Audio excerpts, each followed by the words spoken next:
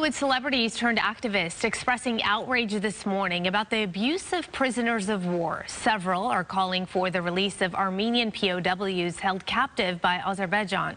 A 44-day war between those two countries ended with an agreement to stop fighting 3 weeks ago. But viral videos show captured Armenian soldiers and civilians being tortured and killed.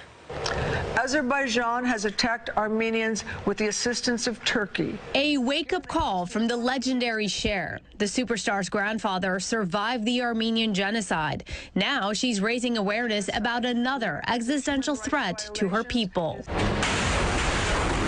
Cher is among those asking global leaders to address Azerbaijani aggression. Kim Kardashian is also speaking out, in addition to donating $1 million in humanitarian aid.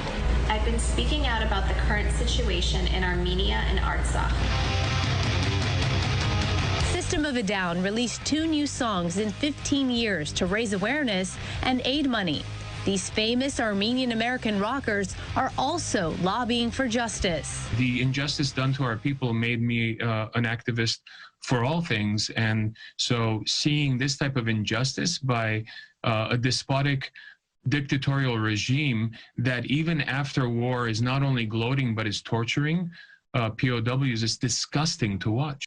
Azerbaijanis are circulating videos all over social media on apps like Telegraph and TikTok. The graphic videos show the mutilation and murder of civilians and soldiers, images we've chosen to blur. Based on what their soldiers did during the war, the mercenaries, etc., the beheadings, the skinnings, the brutalization of the POWs, even dead bodies, it really shows what type of enemy that has been fighting the Armenian forces. It's really disgusting. The entire diaspora should stand on its feet. Actress and activist Arsina Khanjan, who was featured in the documentary Way Back Home, is one of many angry and upset at what she calls barbaric crimes. Very upsetting, very violent, inconceivable in that matter that in 2021, when we fight with drones, we also use the barbaric initial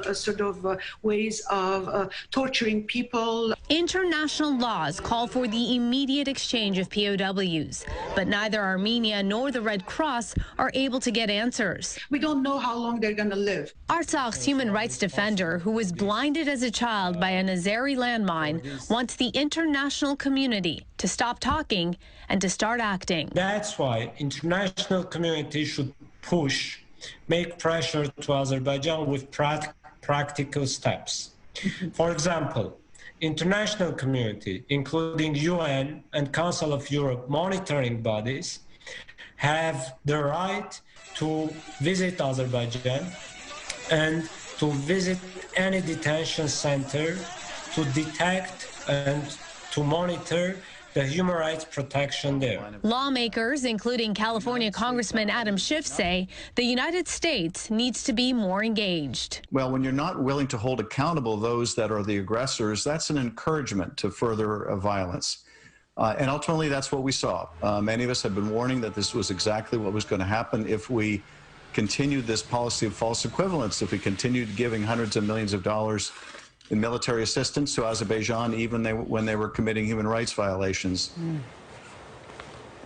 U.S. tax dollars go toward the $100 million in military aid to Azerbaijan. Right now, Human Rights Watch is asking for information from Azerbaijan but has not received any response yet. Advocates are continuing their appeal to Human Rights Watch, Amnesty International, and the United Nations, asking for an emergency intervention.